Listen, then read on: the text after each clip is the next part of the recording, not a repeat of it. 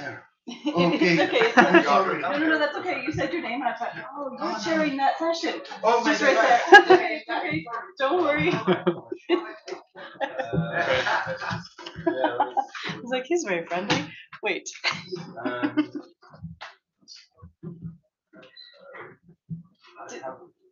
Would one of you ask the tech person if he could come help us for a sec?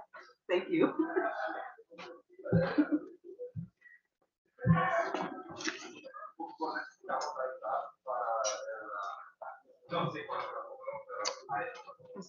Peter, you're up first, and so you've got glasses.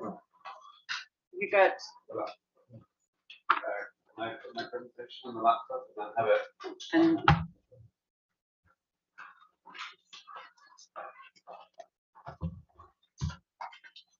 I'm sorry. you're Miroslav. No, I'm Pavel. I was like, wait, am I? I just want to make sure. No. Okay, because I had. Oh yes, sorry, I saw this, and Miroslav is there. And how do I say your last name? So Yeah, it's okay. Vasiliev, but Vasiliev? just give you best. no, that's okay, Vasiliev. Estonian grandparents, so Oh, okay. again, like I've heard these words. Then, Vasiliev. Okay, Miroslav Nazina. Do you know is that how you pronounce his name? Yeah, but ask. Yeah, okay. I'm Like, nah, I've been to Prague, but. Yeah. And Victoria. Vinokurova.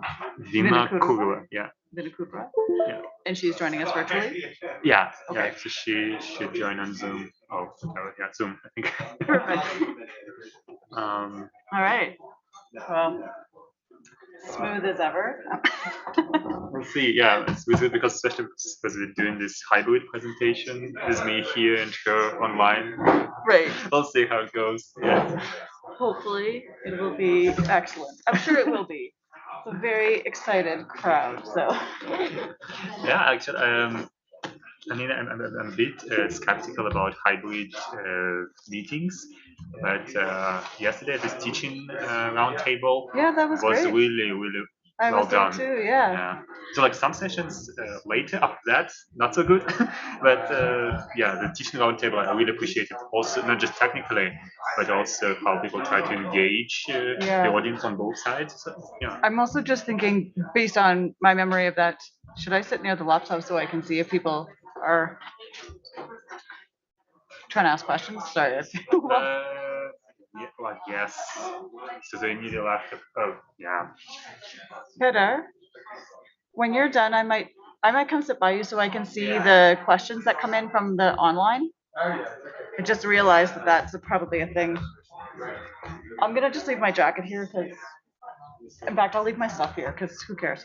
You guys aren't gonna run away with it, and it's fine. But we're gonna do the 4 presentations and then questions and answers, or? Yeah, but I could just sit over there. Yeah. Okay. All right.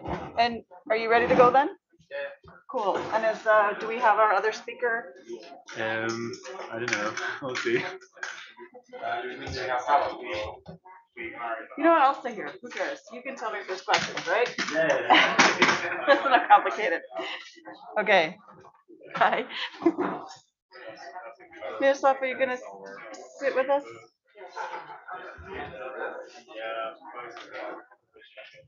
All right, I took the mask off to introduce everybody.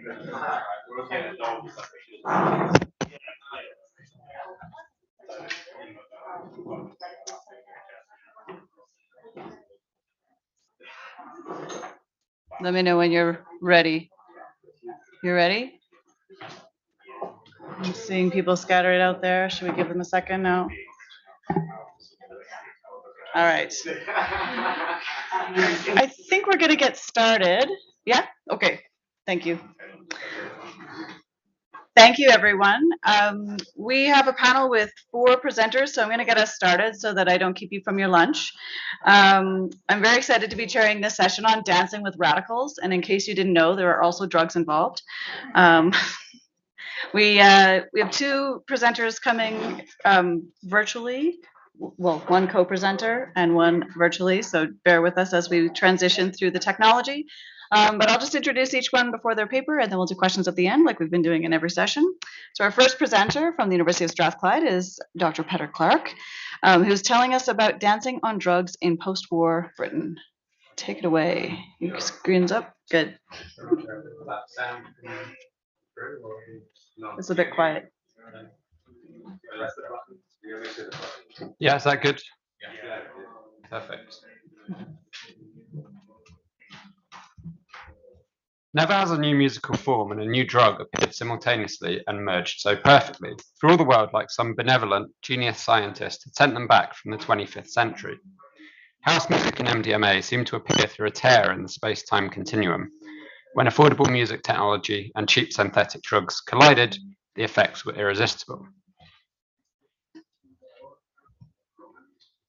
The historic impulse to celebrate important events in the pagan calendar at sacred sites was one that went back millennia, along with the accompanying desire to become intoxicated and submit to the bacchanalian ritual of shamanic celebration.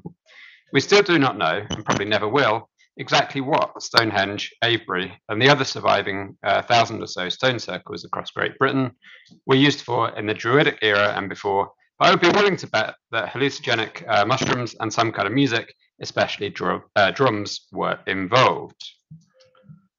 New but old, ancient yet modern.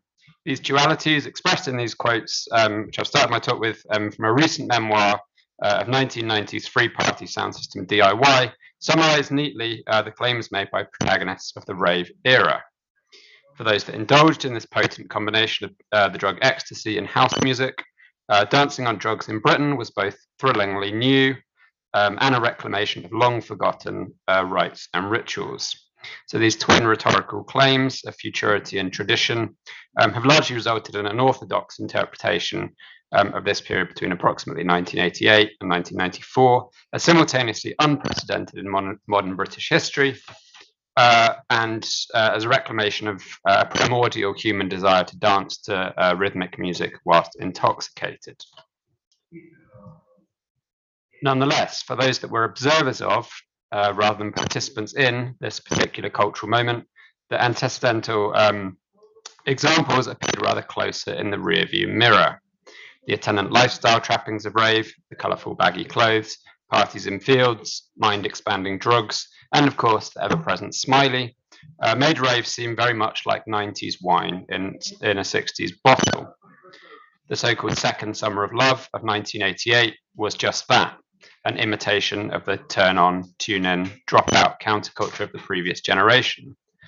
Cultural theorist George Mackay, for example, somewhat grumpily remarked in the mid-1990s that, quote, the freakified youth we associate with the 60s must feel they're part of some collective acid flashback as they look and listen around them, 25 and 30 years on.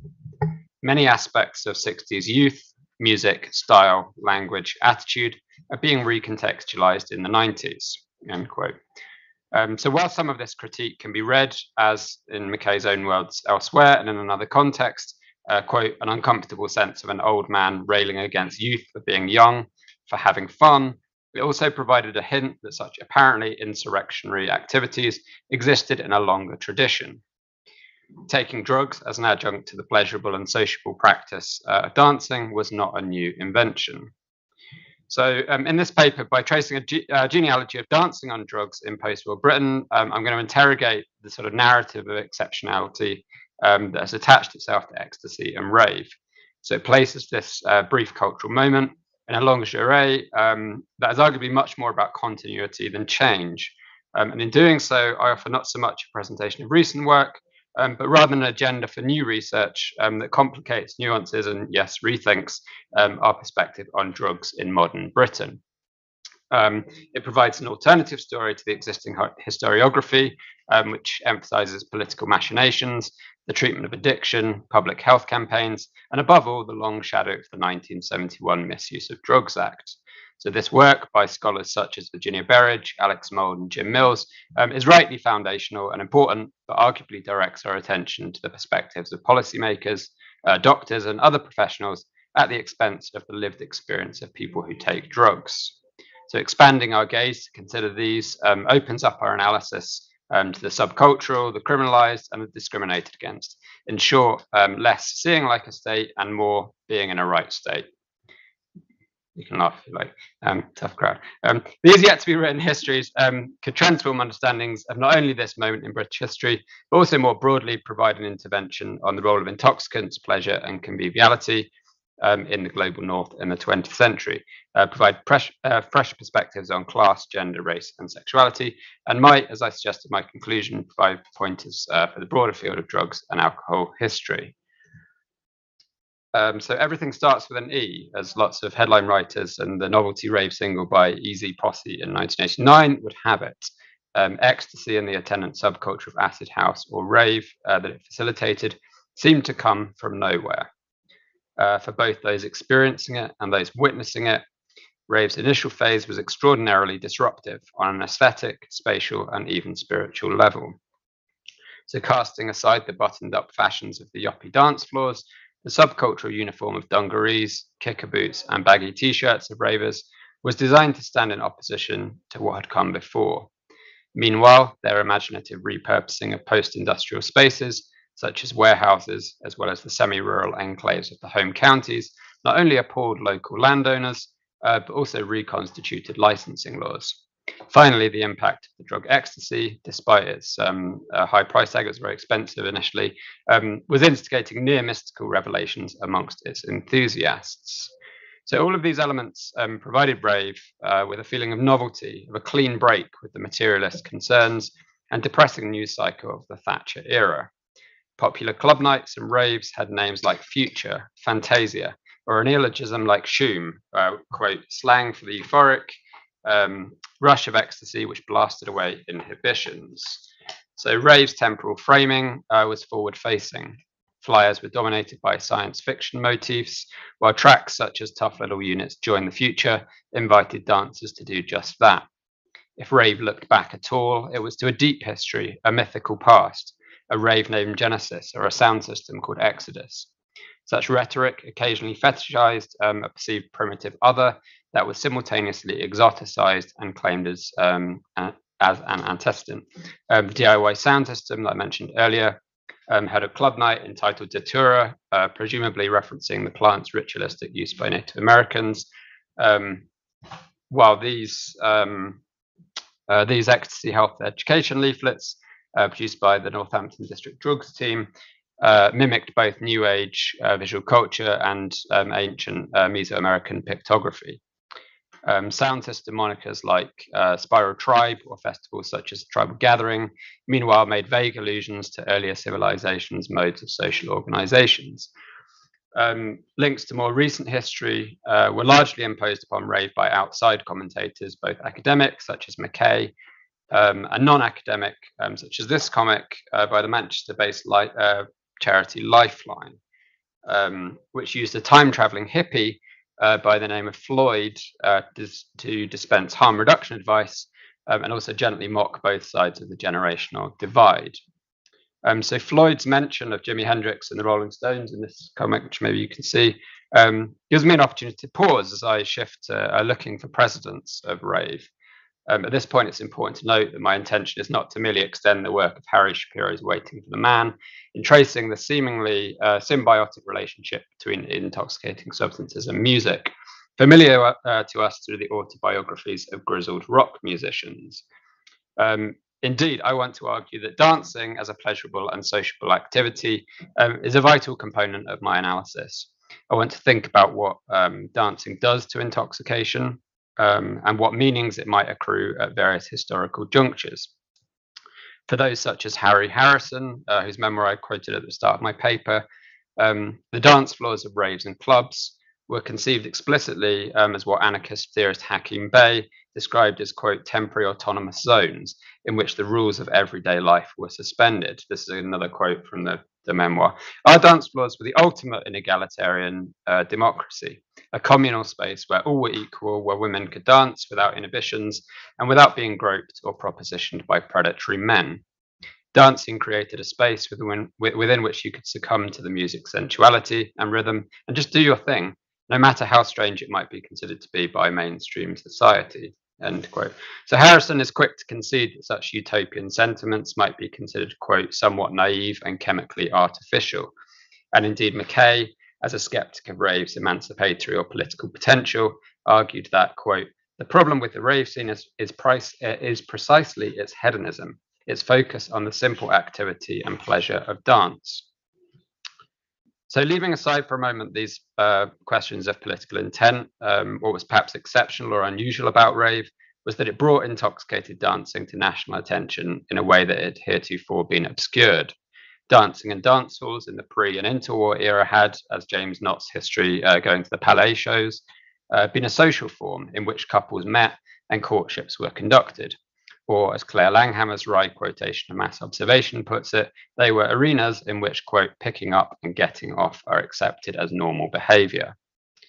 As such, they served a useful societal function, albeit one that also received its fair amount of moral censure, and it's worth saying an implicit association with drugs, especially cocaine. The decline of social dancing and dance halls, succeeded as they were by jazz clubs and in turn discotheques, meant that whilst courtship and coupling were still present, it had arguably been displaced as the primary motives of participants. Intoxicated dancing for pleasure in the subcultures that I'm about to describe had become an underground pastime, and as such, traces of it are hard to find. Nonetheless, perhaps the most apparent precedent to rave in Peter Shapiro's phrasing, quote, a strange phenomenon that would come to be called Northern Soul, in which young men from the post-industrial wastelands of the north of England worshipped American soul records, the rarer and more obscure the better, with a zeal and piety that would shame anyone but the most devout religious followers, end quote. So in retrospect, the parallels are obvious. Predominantly white, predominantly working class, predominantly men in places such as Manchester, Wigan and Blackpool danced all night to dance music made predominantly by African Americans in the Midwest. This nocturnal hedonism was fueled by copious consumption of amphetamines. The artist Mark Lecky's Fiorucci Made Me Hardcore perhaps most powerfully and presciently captures this lineage. First exhibited in 1999, but conceived of in the early 1990s, Fiorucci intersperses grainy footage of these all-nighters with strikingly similar footage of raves until the temporal distance between them dissolves. Northern Soul has also had its fair share of historians in recent years. Andrew Wilson, Barry Doyle, Keith Gildart, and Stephen Catterall, all men, obviously, amongst countless more memoirists, have looked at this subgenre, although only Wilson has viewed it primarily through the lens of drugs. Indeed, Wilson's book begins, quote, in memory of over 20 soul fans who did not make it. And certainly the scene had its casualties, whilst many venues were raided multiple times by the drug squad. Gildart and Catterall, meanwhile, find evidence that the consumption of amphetamines started to dictate the types of music that could be played in clubs, quoting one disillusioned DJ who claimed that the drugs, quote, forced his quite eclectic playlist towards a single stomping beat. So drugs then were an essential ingredient of the all-nighter, quote, as important to a good night as the sounds played, especially given the enervating manual work that many of the dancers endured. As one correspondent to Black Echoes magazine put it, quote, most of the people work hard all week and simply would not have the energy or enthusiasm to dance all night without the aid of a few pills. So the thread between these events and the following generation's raves is made most explicit in Sarah Rain's anthropological study of Northern Soul revivalists. One participant in her early 20s noted that, quote, it's not massive, but obviously if you want to dance all night, some people do need amphetamines, don't they? But it's like the rave scene, ecstasy goes with that, end quote. So the artist Jeremy Deller's recent film Everybody in the Place, as well as Matt Annis's journalistic history of the so-called bleep techno, which sprung up in Sheffield, Leeds and Bradford, has recently made the link between rave and illicit after-hours parties known as blues, or in their earlier incarnations, she-beans. So blues parties are evocatively described in Ken Price's classic anthropological account of black life in 1980s Bristol. Quote, a blues dance is where people go to dance, smoke marijuana and listen to sounds. It's a public dance held every Friday and Saturday and is generally held in a basement flat. Some people attend the blues just to get high, others to think and reflect, many to hear the music, and some to peddle marijuana. Yet others who go just to go with people or to find a woman. All these people with their different needs come together in a kind of precarious unity within the atmosphere of the blues dance. So Price goes on to describe the intensity of the dub reggae sounds, which aren't so much heard as felt. The crush of people, the constant fog of marijuana smoke, and the thumping bass made the blues an intoxicating space, one perhaps unprecedented until the advent of rave. But while some aspects of the blues party were co-opted by acid house and raves, there was arguably a degree of skepticism from the reggae and dancehall community about this new music and its attendant intoxicants.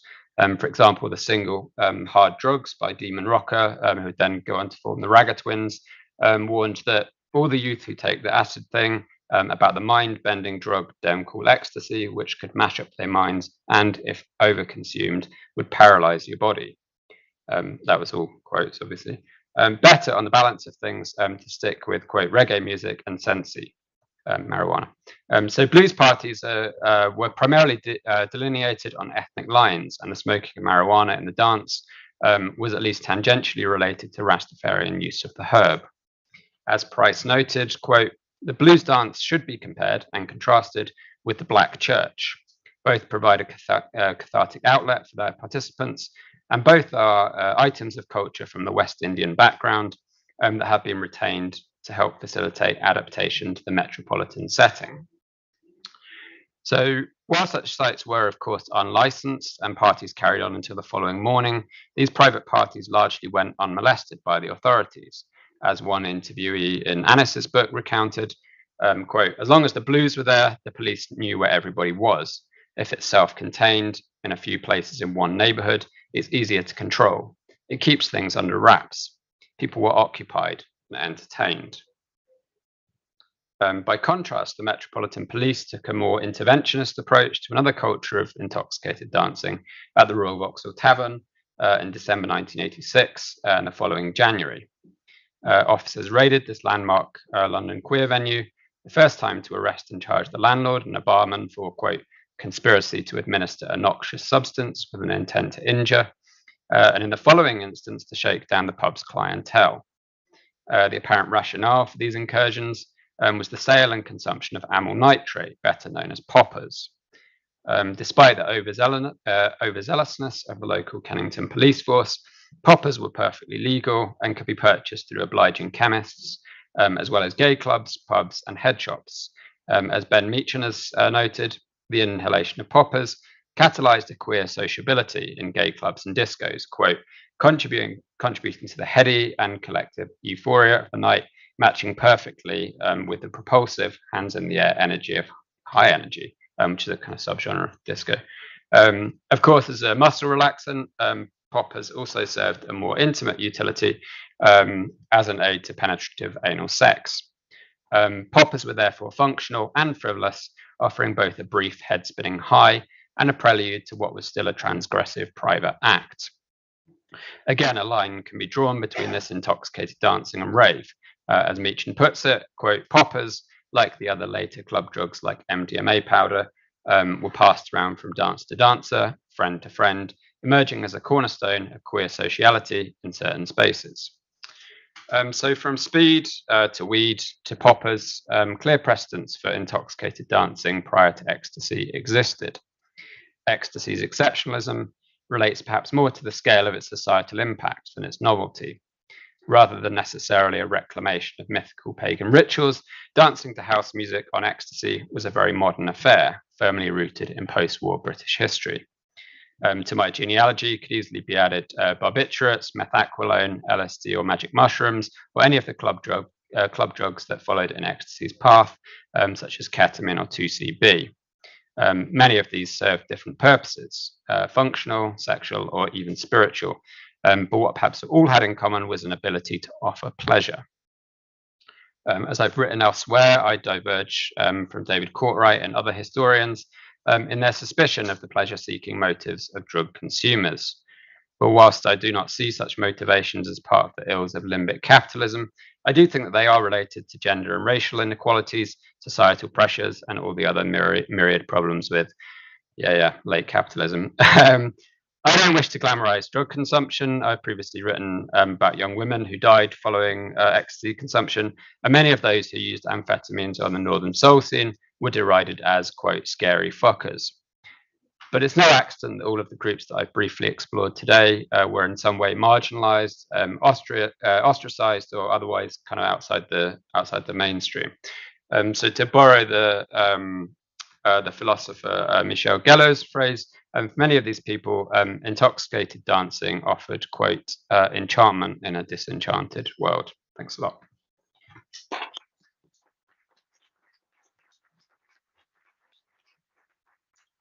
Thank you, Peter. Do you mind sliding the mic over to Miroslav? Or you're going to switch over there? Never mind. Wonderful. All right, I'll introduce our next speaker then while he's getting set up. Talking to us about cannabis and LSD behind iron bars, paradoxes of drug policy, and in the communist Czechoslovakia, 1948 to 1989. We're going to hear from Miroslav Nozina from the Institute of International Relations in Prague. Did I give you enough time? We should speak slower.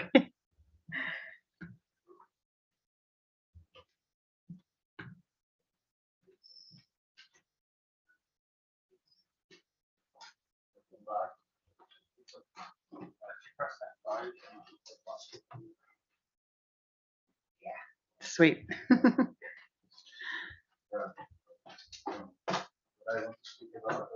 You may, yeah. The situation in former Czechoslovakia, especially in the years from 1950 to 1974. Yeah, we call among us, to this era, psychedelic era in Czechoslovakia, because of in this period, various drugs were researched in the country and also used, for example, in therapy. It was quite broad program, in fact, and I want to discuss three stigmatized drugs, which mescaline, cannabis, and LSD in this context. Yeah, it's okay. It's better. Yeah, okay. So I will try it. I will try to be a little bit more noisy.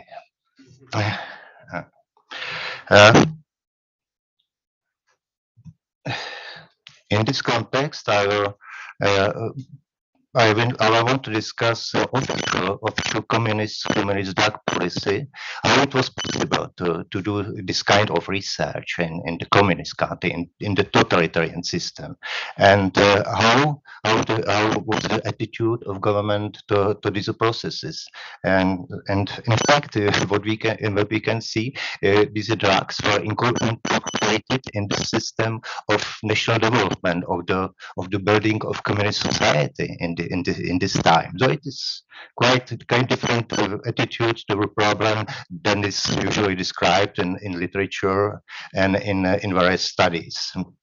I want to first of all, I want to say a few words about research, then also about the use of psychoactive substances by army, by secret services, and then also to discuss the end of this era, why it ended, because at the beginning it was very promising, in effect. Yeah. So we will start with this research. Maybe it should be good to tell something very briefly about the situation in the country at the time. Yeah. So in Czechoslovakia, after communist putsch in 1948, became a communist state. And what does it mean? One political party system, centralized economy and administration, so very horizontal structure, rigid social control. It means that on all level of society, will be better, on all level existed some kind of control. Yeah, social organization, workers organizations, various committees. State committees, youth committees, village committees, town committees, and everything was connected together. So the control was quite strict. Borders to the world were closed, and the situation is independently. Yeah, you was in all periods of your life, you was the part of some organization. You was member of some organization, part of some system. So there was in fact not too much space for free development, for free ideas, etc. This situation was especially tough in 50s and at the beginning of 60s. We call this Stalinist period. And then afterward, the process of liberalization started in the country because it was unbearable for the people. So, and the new philosophy of we call it. Socialism with human face appeared. It was a very liberal, simple attitude, but the country was still controlled by communists, but they started to behave more openly. This process was definitely ended in 1968 by Soviet invasion. In fact, to be honest, it wasn't only Soviet invasion; it was invasion of the countries of Warsaw Pact. The problem was that the other countries like Bulgarians, Poles, etc., left the country after several weeks, and the Soviet army stayed in the country for 20 years. Yeah. So this was the situation in this period. What touches government drug policy? What was typical for this policy was that the psychoactive substances were considered to be contribution to the development of the whole country. It was based on the development of pharmaceutical industry.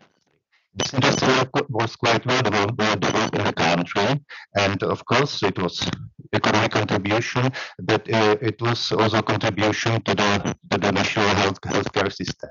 The system was free of charge. I feel ill. I go to some doctor. I don't pay for his services. I go to pharmacy. I don't pay for. It is free. So the products are very needed, and it leads to two side effects.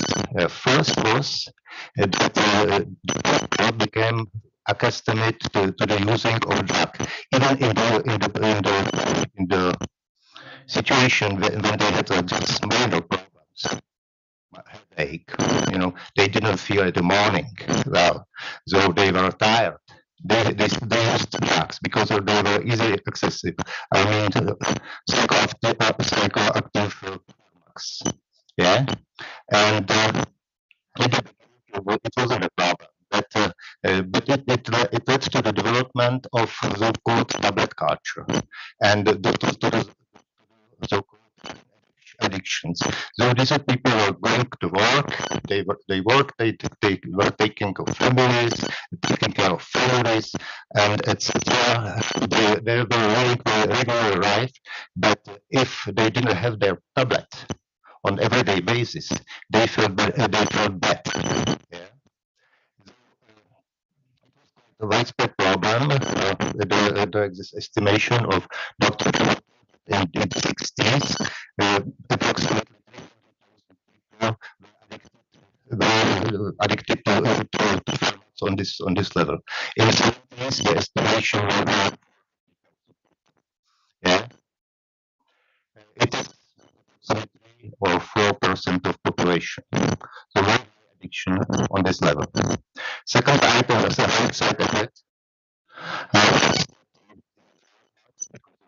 Were closed, started to bring of drugs. Yeah. Of drugs. Local blood, which is opioid based on codeine and so-called which is drug based on yeah. And these are drugs. The blood ended to be used in early 90s when the borders were open, and heroin started to be smuggled to the country. So blood was substituted, but not methamphetamine is still number one in the country. till now. Czechia, current Czechia, is considered to be a kitchen of Europe in the production of methamphetamine, and it is based on this tradition. Protections research. This research started already in the course of Second World War, and it is connected to one of them, the first one of them was Světozar Nevole. He was a former assistant of Professor Henri Claude in Paris. This man was a psychiatrist who introduced Sigmund Freud to France. And after it's okay. After his we can't hear now. Sorry. He said he just gestured to turn it up. Okay. Okay, I can be noisy though. Okay, maybe. Maybe it will be better though. Yeah. Okay. So after he ended his studies in France, he came back to Czechoslovakia, and during the Second World War II, he started to experiment with mescaline. It was psychologist, but a little bit artist. So he was studying hallucinations, illusions, etc., impressions, etc. These are things. These are very sensitive, very soft things in psychiatry and in psychology, and he discovered very early that mescaline is very useful in his studies, and so he used it himself, and also his assistant used it, and they started to describe their feelings, etc. What you see, for example, 3 pictures here. The picture upstairs left, it's the picture of goulash with dumplings. Yeah. Under mescaline. Downstairs on left, it's ash from cigarette, burned cigarette. On right hand, it's a cup of beer. Yeah. He developed the theory that under mescaline, it's possible to see things in 4 dimensions, not only in 3 dimensions, but in 4 dimensions. And he wrote a really fascinating monography on 4-dimensional visions, published in 1947. And in second monography, he concentrated on illusions, hallucinations, really impressions, etc., and wrote the second monography on this. These 2 monographies were published only in Czech, so in tribal language of Central Europe, so they were not accessible to general public, you know. And in fact, I consider them to be very interesting contribution to the studies and to the discussion on mescaline. Jan Kabelík was another story. Yes, it was Czechoslovak microbiologist. Formerly, he was working in Latin America. He was interested in traditional medicine, and then afterward came back, and he was really successful in his studies. And he contacted communist government, and they allowed him to start a study in studies in medical plants on Moravia, in Olomouc, and they gave him for these studies whole castle. This castle in Velké Losiny, with big gardens where these medical plants were grown. Among them were also the fields of marijuana. Yeah.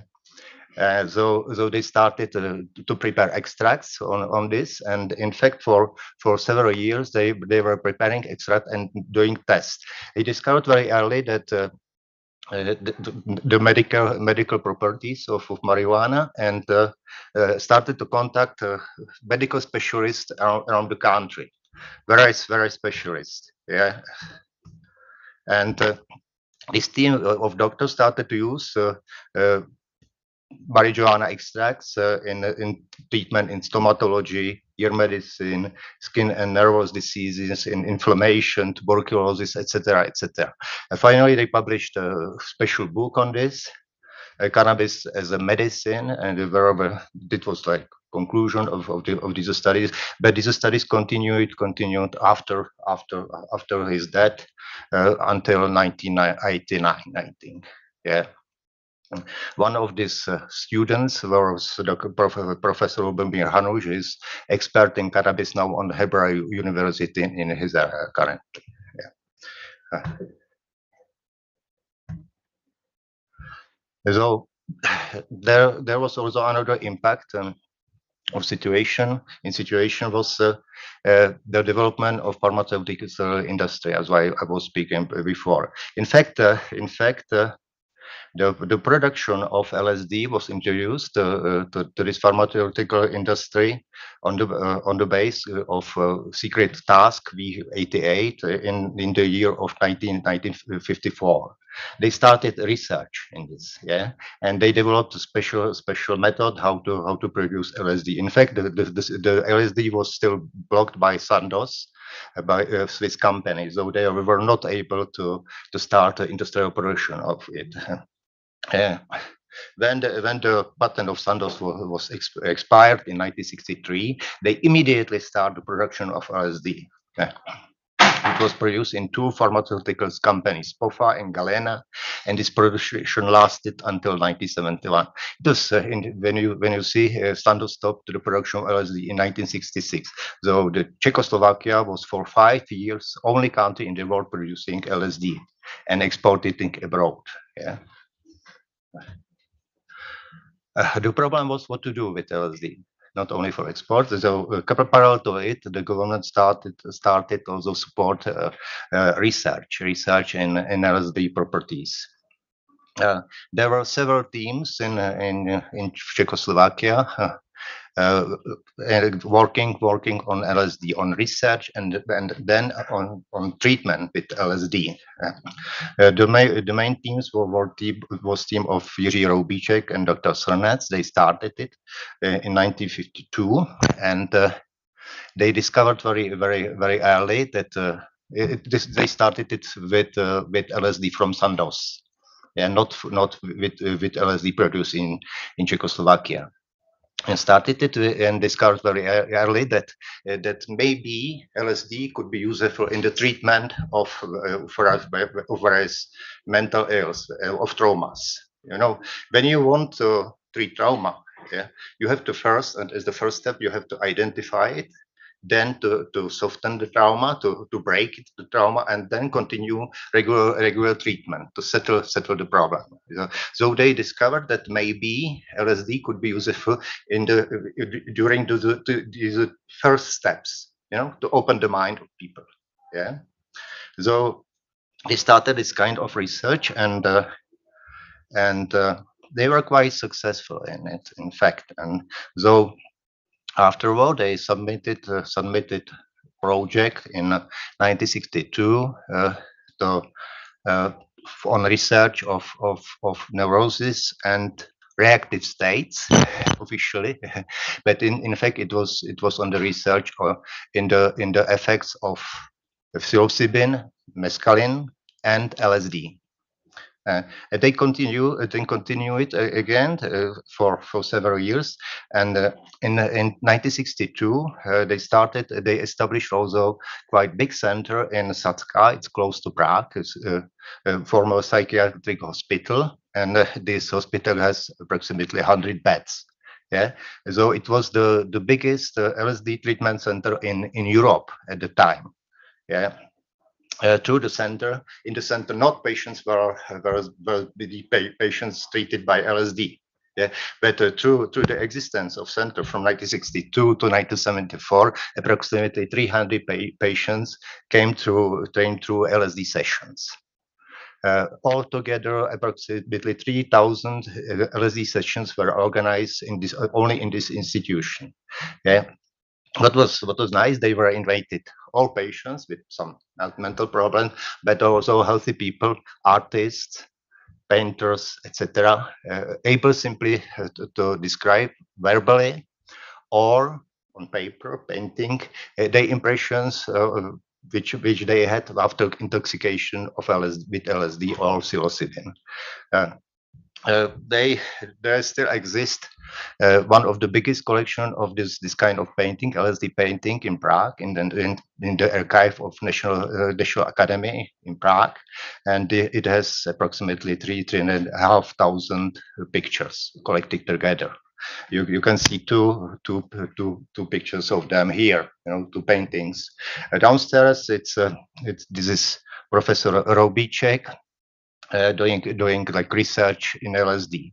They were using EEG, electroencephalograph, for recording brain processes.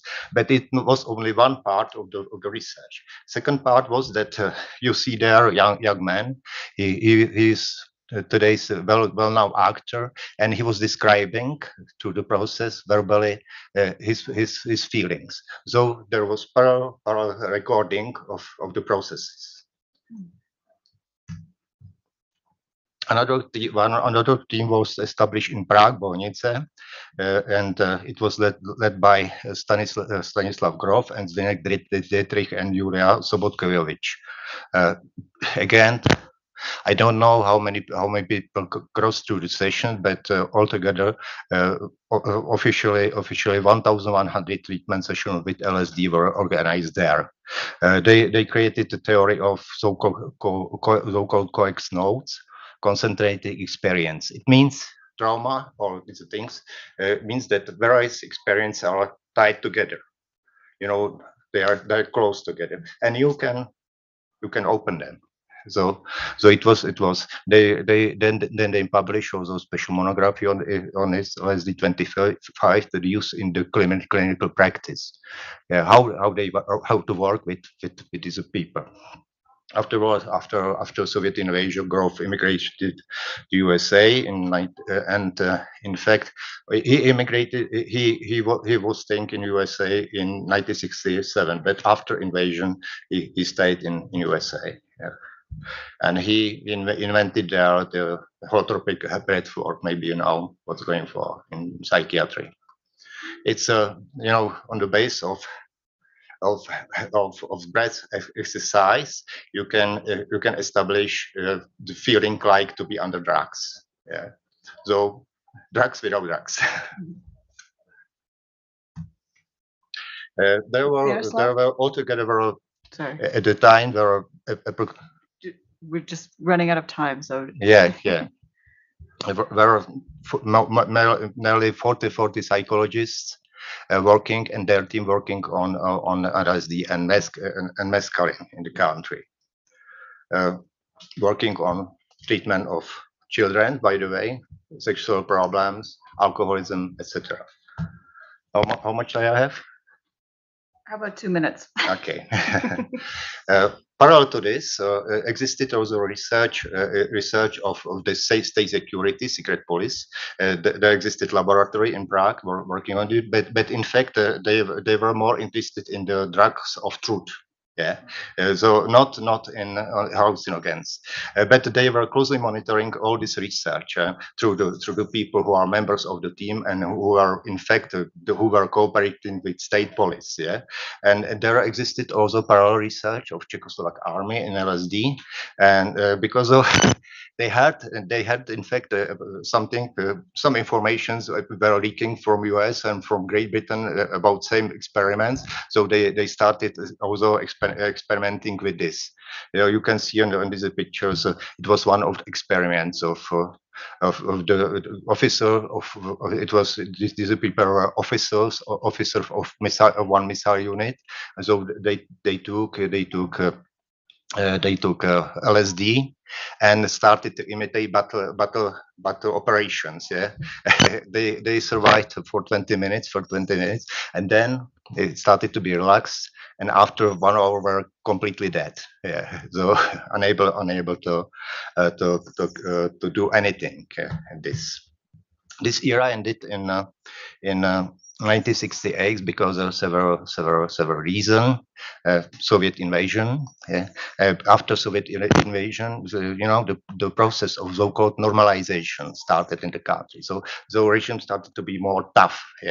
And it was reflected also in this field of problematic drugs. Second problem was that at the time the various alternative drug cultures and subcultures were highly developed in the country already after this liberal period. The man you see on the pictures with Corona is Alan Ginsberg, who visited Prague in 1965, and he was closely followed by state police, and finally he became the king of Mayales. Mayales is something, says it's student happening, popular student happening, something like carnival in Prague. Thousands of young people are joining this event, and he was elected the king, and he was marching across the Prague in front of thousands of people, of young people. So the state police was really, of course, was observing him, and finally his visas were suspended, and he was fired out of the country. In 1971, the Convention on Psychotropic Substances was introduced, and it led to the situation when the interest in LSD produced in Czechoslovakia fell down, and the production of LSD was stopped. The research in psychotropic substances continued until 1974, but and afterward it was stopped. The teams were disbanded, and everything was finished. So this psychedelic era finished in the country. Only the research in cannabis continued until the end of 90s. So it is. Well, thank you very much for your attention. Thank you. We're going to move to our third speaker, who is a virtual participant. I can't see in the back. If we're ready to go. Do we need you to close out of that screen? In the meantime, I will introduce Hallam Rafi, who is a PhD student at the University of Sheffield. And he's going to be talking to us today about psychedelics, political radicalism, and transnational anarchism in the 1970s. He is here to join us.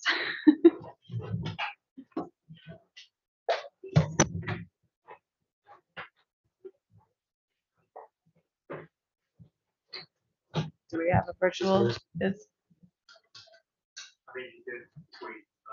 I know. I'm pretty sure he's coming, but Hey, can you hear me? We can hear you. Hi, Al. Hey, great. Hey, how's it going? You all right? Can you see me? We can't see you. Cool, great. Do I just go ahead and share my screen to get the? Go ahead, please. Yeah. That's all right. We can see you. Yeah. Excellent. Great. Sweet. Yeah, hello everyone. I wish I could be there with you all in Mexico City, but unfortunately events haven't allowed for it, but I'll hopefully see everyone at the next conference. And in the meantime, I'm happy to be joining you virtually. Okay. In 1970, an anarchist commune was established in a 3-bedroom terraced house on Havelock Square in the Broomhall suburb of the northern city of Sheffield, England. The commune, a hotbed of radical debate, established several enduring principles, including the door never being locked and nobody ever being turned away. Living arrangements, including bedrooms, were communal.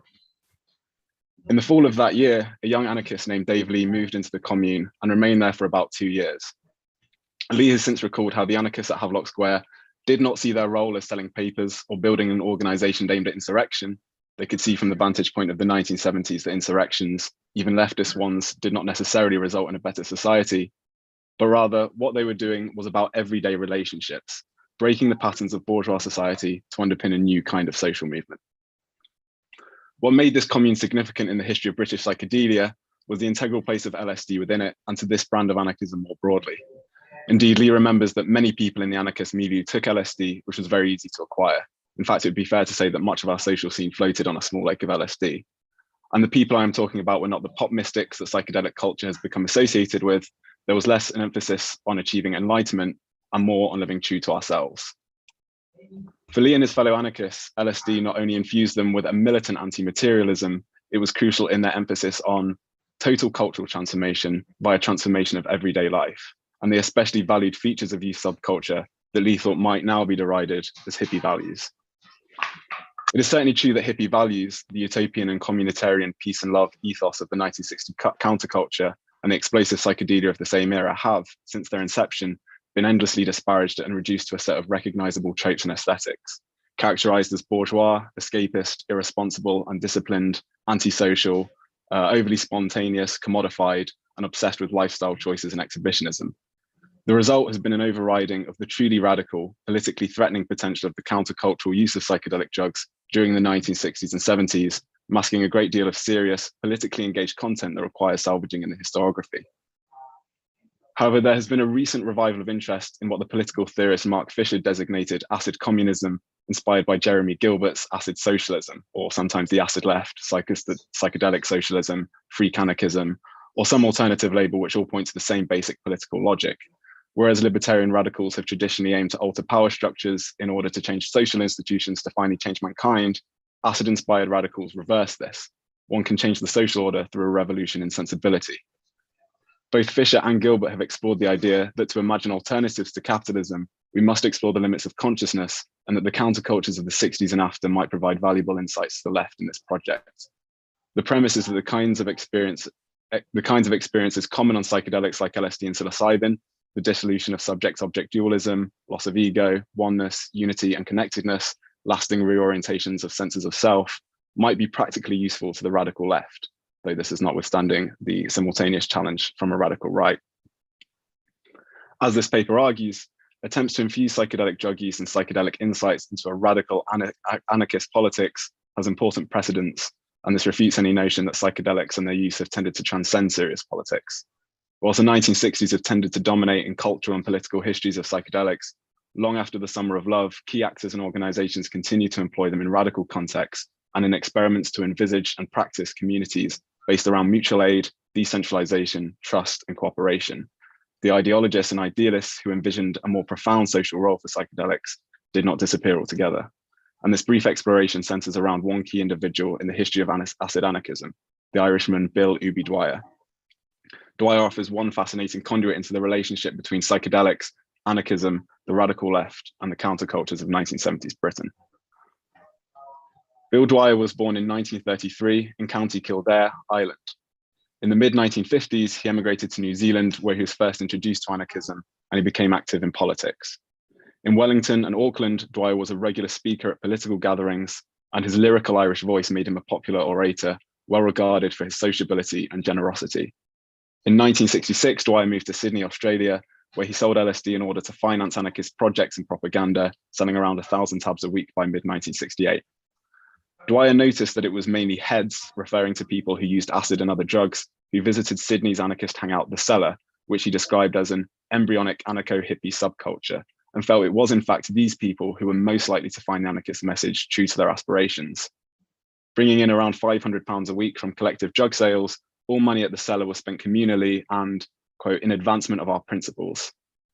While there, Dwyer observed how people would willingly work together as a cooperative, and that there had been a cohesive spirit of mutual aid, trust, and affection, which provided sound foundations for the community. He took these lessons with him and would later apply them to his own brand of acid anarchism. Many Sydney anarchists, however, deemed him as something of a joke and were suspect of his apparent enthusiasm for the place of LSD in anarchist movements. In fact, at this stage, Dwyer did not necessarily think there was any direct connection between LSD and the creation of an anarchist society. Quote, the only direction as far as I was concerned was my use of the latter to raise funds for the former, but he did believe acid was a symbol of the rejection of the status quo, and in any case, his view on the role of LSD in anarchist projects was soon to shift considerably. An action-hungry, committed radical, Dwyer came to passionately believe in the possibility of an anarchist revolution. In his 1968 pamphlet, Anarchy Now, Dwyer appealed for an unceasing battle against authority. Every individual must repudiate the claim of anyone else to rule and exploit him or her. And whilst Dwyer was classically anarchist in his view of who the enemies were, unlike some other anarchists, he saw few essential differences between different strands of anarchism, and he recognized the revolutionary potential amongst many sections of society, including students and especially hippies. In 1968, Dwyer was arrested for dealing LSD and imprisoned for 18 months before being deported back to Ireland in 1969, after which he moved to London to work as a civil servant, some would say ironically, whilst continuing his activism. Dwyer changed his name to Bill Ubique Dwyer, short for ubiquitous, but was widely known as Ubi. In 1970, Dwyer attended the third and final Isle of Wight festival, where, as with Woodstock in the US the year before, various anarchist groups pulled down the barriers surrounding the festival site and declared the event free. For Dwyer, this was an example of true anarchism in action, and he became enthused about the subversive potential of free music festivals. And he was best known as a principal founder of the Windsor Free Festival following an inspirational acid trip in London's Windsor Great Park. And the first iteration of the festival was in 1972 and was the forerunner of the whole free festival movement of 1970s Britain. In London, Dwyer became involved in anarchist, squatting and countercultural scenes, as well as with the anarchist publishing house Freedom Press, writing a regular column for their weekly newspaper Freedom.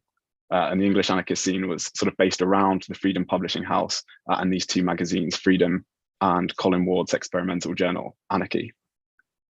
Before Dwyer became involved, Anarchy magazine had considered drugs and psychedelics and what the response of anarchists should be to them. And it's worth emphasizing that anarchism was in the 1970s, as always, a broad church philosophy. But a reliable commitment to libertarianism did mean that from the peak of flower power, despite differing views on drugs amongst anarchists, all almost invariably defended the right of the individual to consume whatever they wanted to without state interference. There was rarely dissent on this specific point in anarchist literature. The key tension was whether or not psychedelic drugs, and indeed drug use more broadly, were useful or even desirable within the radical movement, and the extent to which those within it should actively discourage their comrades and others from using drugs. This debate had played out in October 1966 in some of the earlier references to psychedelics and Anarchy magazine that I could find. In one letter, a reader from Blackburn argued that if anarchists really wished to achieve something approaching an enlightened society, then advocacy propaganda for psychedelic drugs is an important prerequisite, the author viewing particular mind-altering substances as being chemical shortcuts to achieve useful personal and social insights. And the same kind of language was being used contemporaneously by those interested in the more spiritual and mystical dimensions and possibilities of psychedelics. But here it was being inserted into a new and more explicitly political context. The writer's aspiration was to promote an expansion of collective consciousness in order that radicals free themselves of, quote, hereditary conditioning, tribal inhibition, and taboo, a version of the concept of deconditioning or deschooling, which was prominent in popular psychology at this time, and which has been explored by the historian David Farber, amongst others. Accompanying this letter in print, however, was another from J. Jack, who argued that the principal objective of libertarians should indeed be the liberation of the mind, but asserted that tangible results in this field would only be achieved with an increasingly clear view of reality. For this reader, this necessitated the development of the strength to experience reality without the dubious crutches of analgesics, be they drink, drug, dogma, or irresponsible escapism. Representing a more sober radicalism, the author thought that not only would permitting the irresponsibility of a few adolescent inadequates alienate the very people they should be aiming to attract, but that drugs would only serve to increase the user's dependence on the existing social system. And so were the broad contours of a debate which played out only very rarely in anarchist magazines over the next several years. Psychedelics only started to receive more serious coverage from the start of the 1970s, aligning with the passing of the 1971 Misuse of Drugs Act, which prohibited their possession. And here we can return to Dwyer. In May 1970, a symposium on LSD took place at the US Embassy in Dublin, Ireland. It was attended by a wide range of interested parties, academics, teachers, social workers, drug squad detectives, and a few priests. And Dwyer was invited to speak. And the symposium reflects how far Dwyer's views on the radical potential of psychedelics had moved by this stage. And it's not completely clear to me what had caused this personal shift, although he'd certainly been doing a lot of acid since he'd left Australia. Dwyer's assessment of the event was that for a meeting about LSD, it was pretty dull.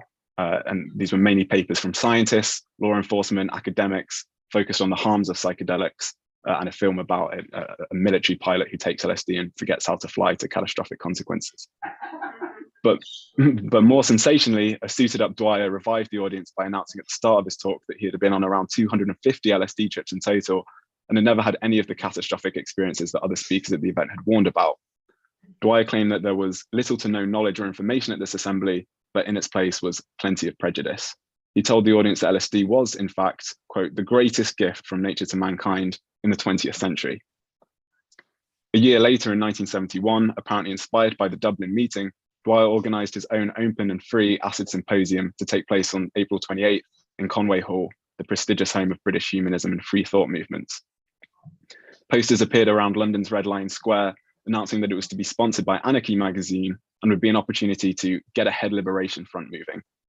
Sadly, I've not got any or found any records of the meeting itself, but afterwards, Dwyer organized an inaugural meeting of the Head Liberation Front.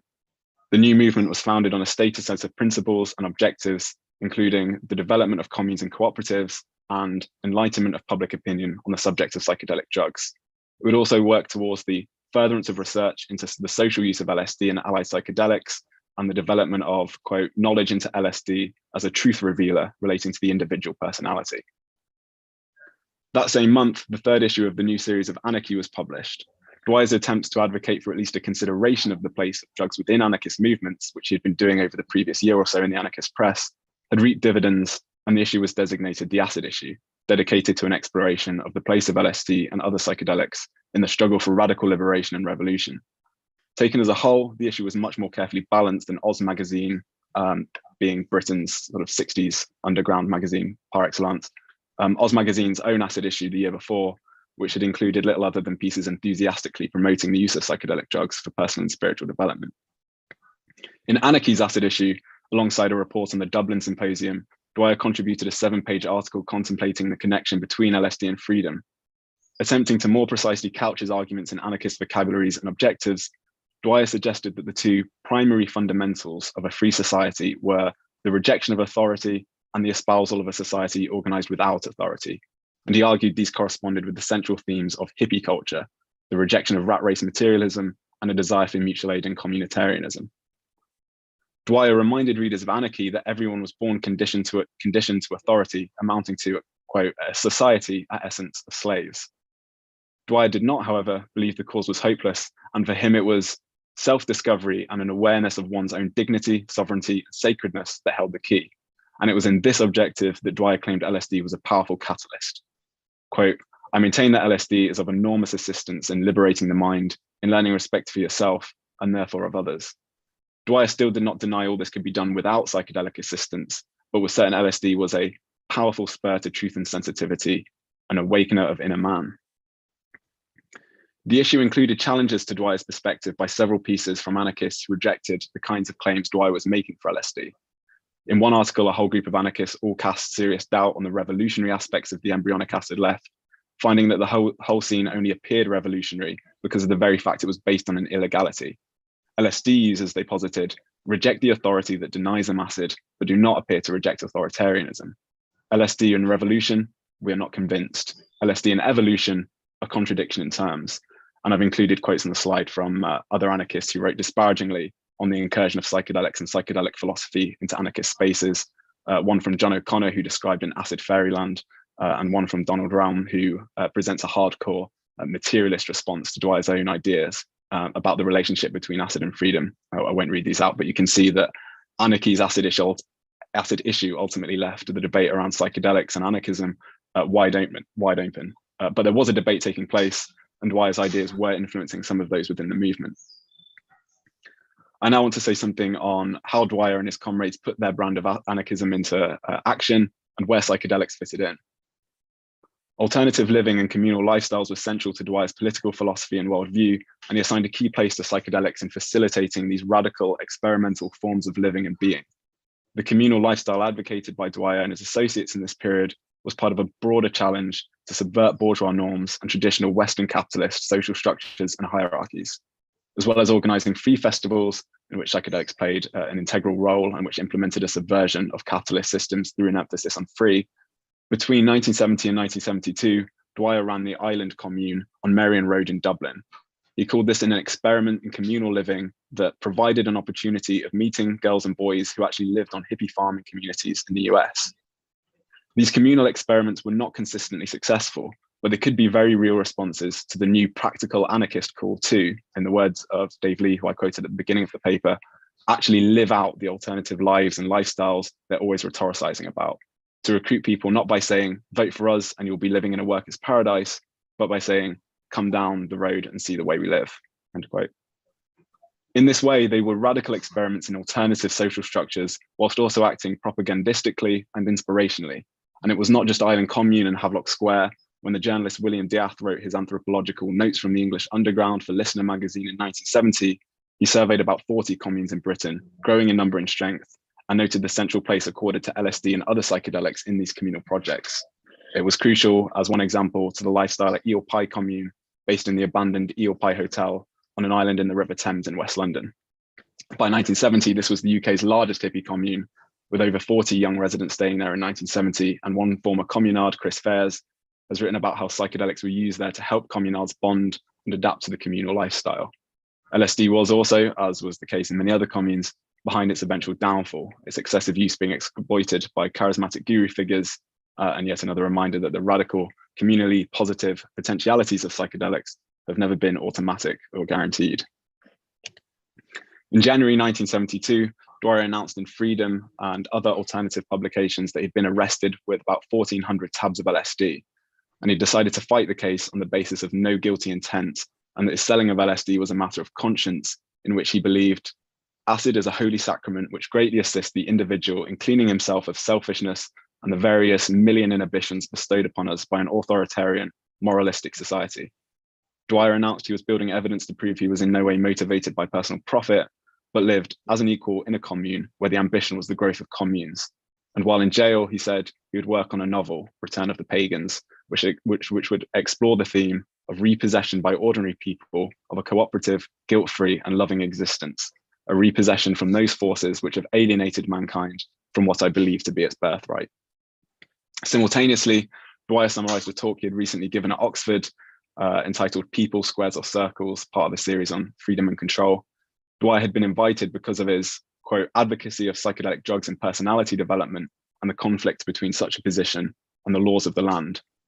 While Dwyer acknowledged there would still be many anarchists reading who disagreed with his claims for LSD and other psychedelics, he called for even greater debate on the subject within anarchist networks.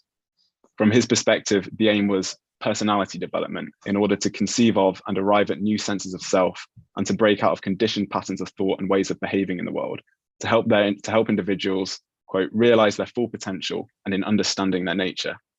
Again, Dwyer appreciated there were alternative routes to the same sets of truths, and it's worth saying here now that the acid in acid communism or socialism or anarchism does not merely designate psychedelics, but rather a whole host of what Foucault termed technologies of self.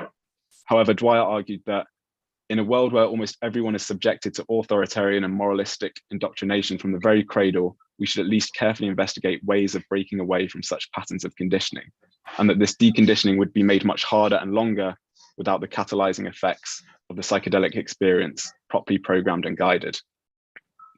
What he identified as the old society appeared to him addled with sexual guilt and low self-worth. The trend to communes, he argued, was a facet of the burgeoning new society where the prime motivation would be love. On the basis of personal experience and observation, Dwyer was fully convinced that LSD was, quote, something to be approached with reverence and care. Acid is a love machine in that it turns one on to life and everything positive in it. And throughout the rest of his activist life, Dwyer demonstrated a profound belief in the socially, culturally, and politically radical potential of psychedelics and was committed to what he regarded as their subversive possibilities. I'm coming up to 20 minutes now and I'm coming to a conclusion. However, after 1972, Dwyer's main phase of contributions and the acid issue, the subject seldom came up again in anarchist magazines for the remainder of the 70s, perhaps a reflection of how shallowly Dwyer had actually managed to penetrate the broader anarchist left with his brand of psychedelic philosophy in the early 1970s. After his arrest, he addressed a British jury in 1973 and spoke passionately about his questioning in his early life of the justice of a society based on Christian principles and his discovery of LSD, through which he began to learn that tenderness and kindness to others was the prerequisite to any useful social action. Dwyer's conception of LSD as a love machine might be viewed as little more than a kind of basic utopian naivety, and also perhaps dismissive of the determining importance of set and setting, but he was convinced that the society in which he lived was characterized by warring factions and a moralism that inhibited an appreciation of the splendor and beauty of oneself and others, and that LSD could be one potential antidote to the cruelty and insensitivity that pervaded modern society's pursuit of growth and profit. He envisioned a network of free cooperative communes that would offer an alternative to the nuclear family.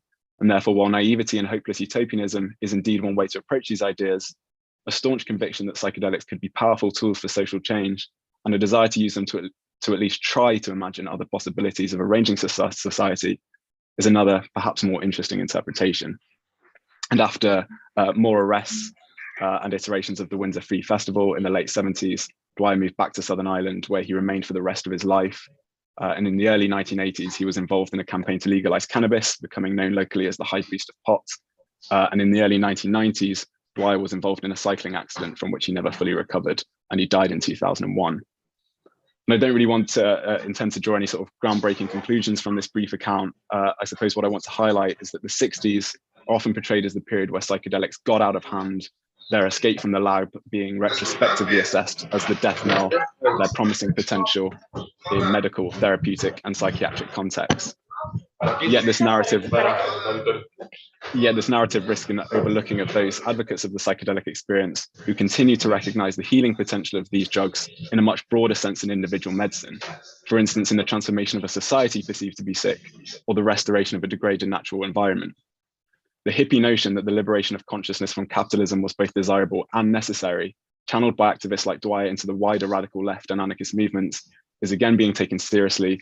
And this paper has briefly examined some of the ways in which psychedelics and anarchism have previously intertwined. And these precedents are important, and a focus on them might go some way to counteract the distortion of the radical history of psychedelic drugs via a disproportionate focus on the stoned, indolent hippies of the counterculture and instances of countercultural replication of capitalist structures.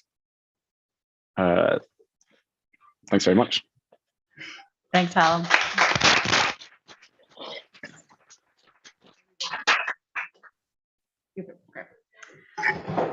Thank you very much for that presentation. We're going to shift now to a real hybrid presentation with one presenter here and one virtual for the last, just to see if we can break the machine.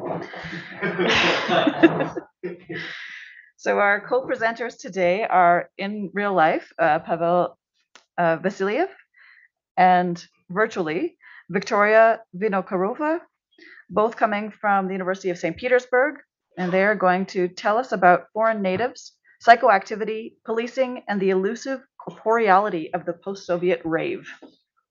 Yes, thanks so much for the introduction.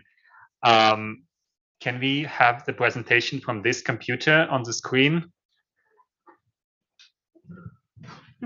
So we have a really thank you.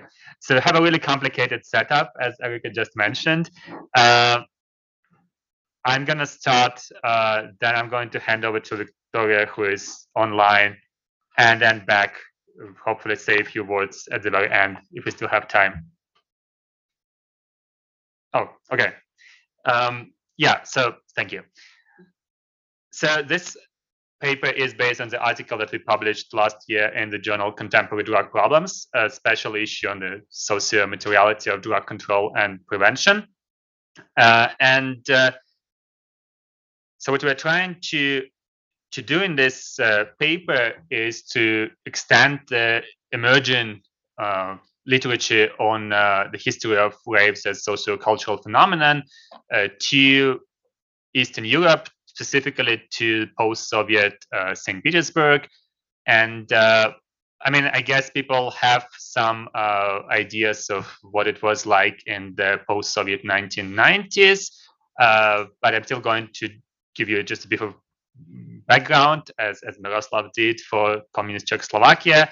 So, of course, 1990s is a time of political transition and the integration of the Russian economy into the kind of global capitalist world.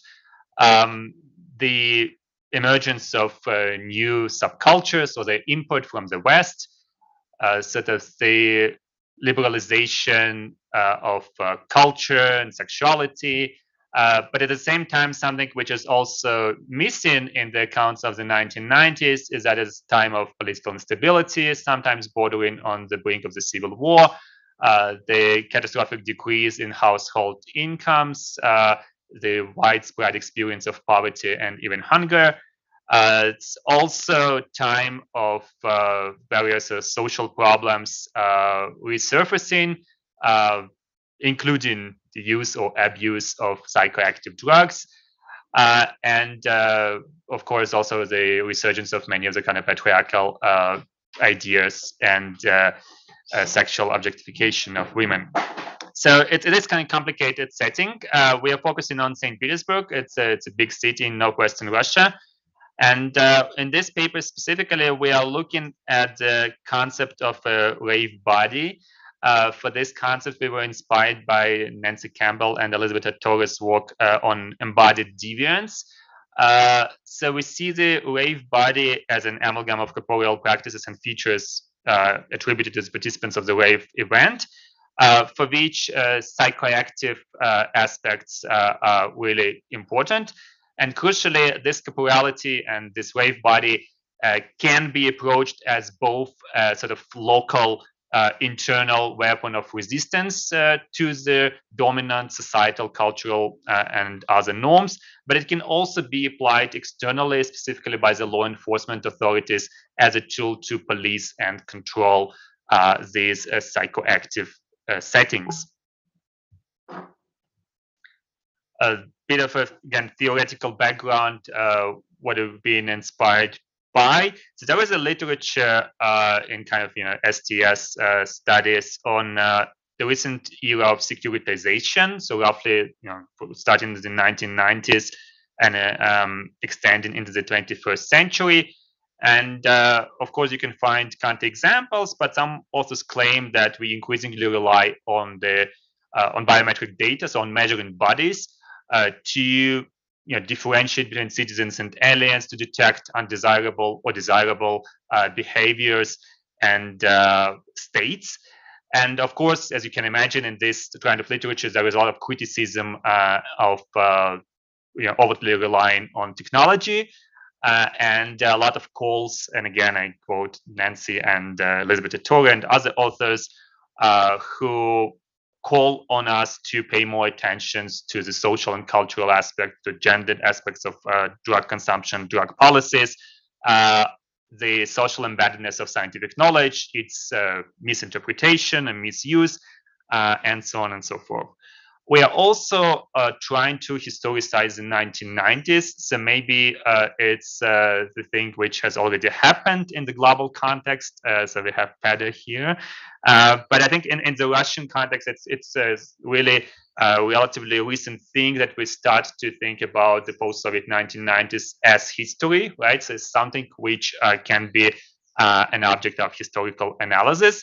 And we also try, as historians, both Victoria and I are historians, so we try to maybe take a step back from this kind of more sociologically oriented STS scholarship and look at our sources historically.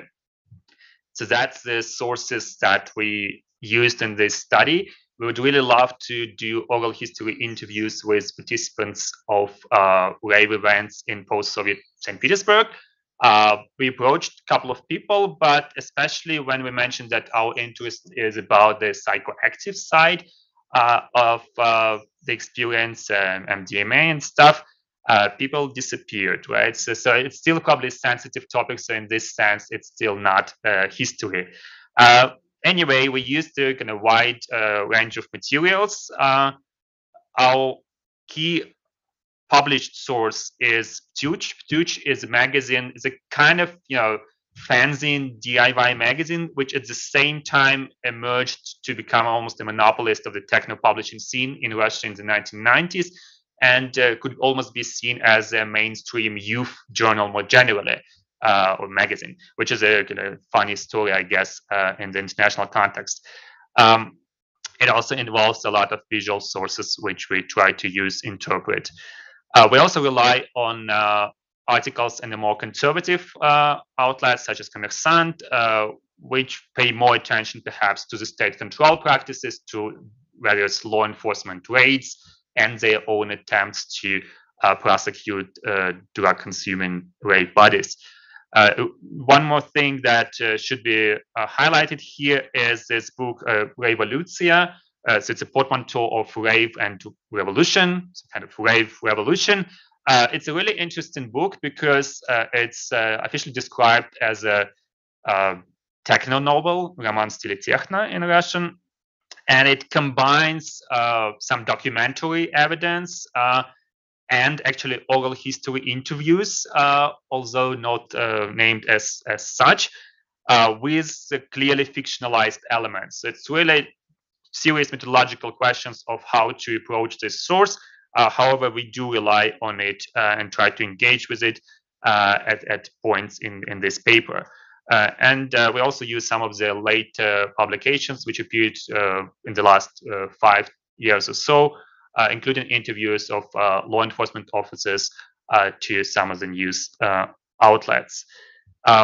With this, I'm going to hand over to Victoria, and maybe she needs to show the presentation on her computer. So over to you.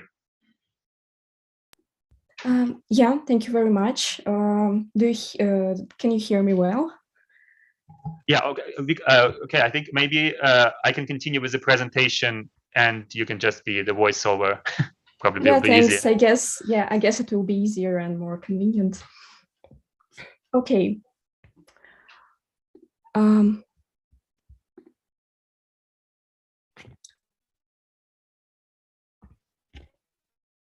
So I guess I will start a few words outlining the context of post-Soviet rave variation. And I must say that the sensitive aspect of post-Soviet rave, which is basis of our research, implies corporeal of MDMA, which definitely was among the most popular drugs in terms of the global rave scene. The reason is MDMA synesthetically interacted with the music, creating the illusion of being inside the sound for the rave participants, and also allowed for mastering a special complex of movement, the so-called techno dancing, which was typical for rave in connection with a specific emotional state. So these are a significant part of the rave body as we understand it in our paper, or of a new kind of human species, in the words of Andrew Haas, which was the organizer of one of the first post-Soviet rave clubs. However, it is quite difficult to find any indications of specific movement or dance in the interviews with the post-Soviet rave participants turned into the sources. Actually, most descriptions refer to the appearance and costumes of the dancers, as well as to the overall visual impression that they made. This way underlying more crucial importance of performative aspect in the space of post-Soviet rave in comparison with any other local rave scene. And in accordance with that, already mentioned Ilya Stogov, the author of the book Revoluция, a publicist and a rave participant in the past himself, in the documentary All That Rave, notes that rave culture in Russia can be described more as an artistic than a musical offshoot of the global rave movement. So it can be noted that rave corporate reality in the post-Soviet context can be described not only as a difficult to define complex of techno movement and an emotional component, but also as a belonging to a certain group of artistic performers. However, interestingly, it is not the performativity, but actually the practice of MDMA use that can be considered the main resource of rave corporeality characteristics for the post-Soviet police officers. Thus, we can say that the same rave corporeality, and namely techno dancing and specific emotional attitude, which served as a marker of belonging to a group of ravers and actually is the means for distinguishing normal rave participants from the outsiders, also could be used by the police officers themselves for their own purposes. For example, as a sign of drug misuse and consequently as a warrant for persecution. So can you please switch to the next slide? Now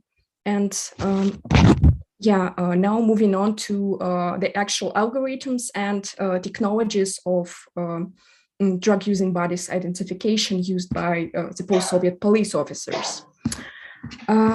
It has to be mentioned that the representatives of the post-Soviet police in St. Petersburg were quite often relatively underfunded, and that is why they had to use a simplified and almost DIY algorithm for detecting rave bodies, instead of probably more effective and complex technologies that could be used in other cases. Certainly, in this case, of main interest are the principles on which this algorithm actually could be developed and implemented into practice. Again, turning to the sources, in fact, most of the materials offered by the regular rave participants, for example, the Ptuch magazine and the Revoluция by Ilya Stolov, define the algorithm of rave body identification by the post-Soviet police as pretty much groundless and rather chaotic, and based on a strange perception of suspicious behavior. However, even in these reports, we can see that there are a lot of indication of the wide application of this algorithm by the police and of its basis. On the other hand, this basis implied some vague suspiciousness of the rave participants, but on the other, also some very specific physiological symptoms that mark the use of a psychotropic substance. For example, among them are dilated pupils and dehydration. And it must be noted that both symptoms also can be confirmed in special medical literature. Still, it seems that the list of specific characteristics of rave body is quite limited to the above-mentioned physiological symptoms. And even the reports of the police officers actually do not sufficiently help to clarify the criteria for defining someone as suspicious and the following detention. For example, in an interview with a media resource Medusa, Mikhail Galichenko and Alexander Zheleznikov, the former police officers, mention a new technology which was implied in the post-Soviet context in terms of detecting rave bodies. In fact, it implied the police equipping a ground floor or the basement of a rave club as a drug laboratory and pretending to act as ordinary ravers themselves. So when noticing someone's suspicious behavior, they actually had the prompt opportunity to immediately check the suspect. And if the fact of the drug use was confirmed, this became a sufficient reason for the arrest. However, as we can see, this technology also doesn't sufficiently clarify the suspicious, which was usually among the most crucial symptoms and warrants for prosecution. Well, returning to the doubts connected with the algorithm of rave body identification, actually, even the official sources question its efficiency from time to time. For example, in the article for the newspaper Kommersant, its main drawback is described as the ability of experienced ravers to immediately distinguish police officers from ordinary visitors and take needed measures to escape detention. This once again confirms that rave body cannot be reduced only to a list of specific physiological symptoms. Obviously, the mimicry was not enough. An elusive emotional component, which I have already mentioned a few times, which was also quite difficult to copy by anyone, so to say, from the outside, was also very crucial. Actually, the researcher Nicholas Saunders has described this psychoactive aspect as an electric sense of connection between ravers, which could appear even among strangers.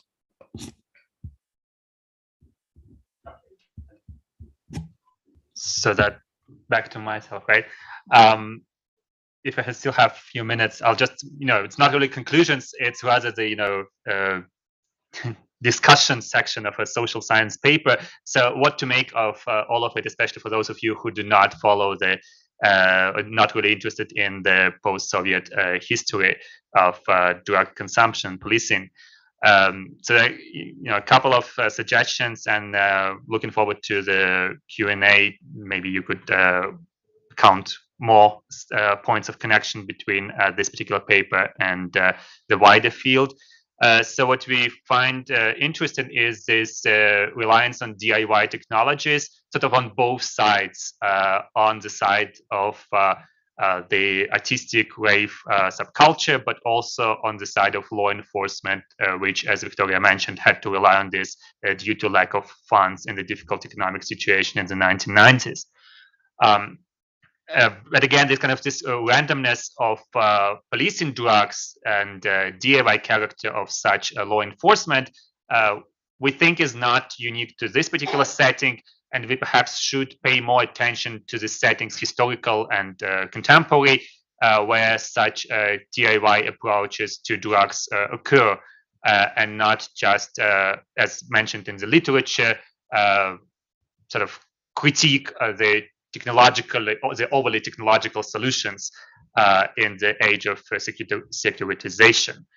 And secondly, I think we emphasize the importance of the physical body in itself, right? So as a material object, and different ways in which it can be accounted for, in which it can be evaluated, tested, and again, both on the inside and on the outside. And I think this example which Victoria just described, with police officers trying to mimic the rave body in order to sort of fit in and then to detect the drug consuming individuals. And the overall failure of this project is also an interesting case from which to perhaps explore and draw connections further. Thanks very much once again.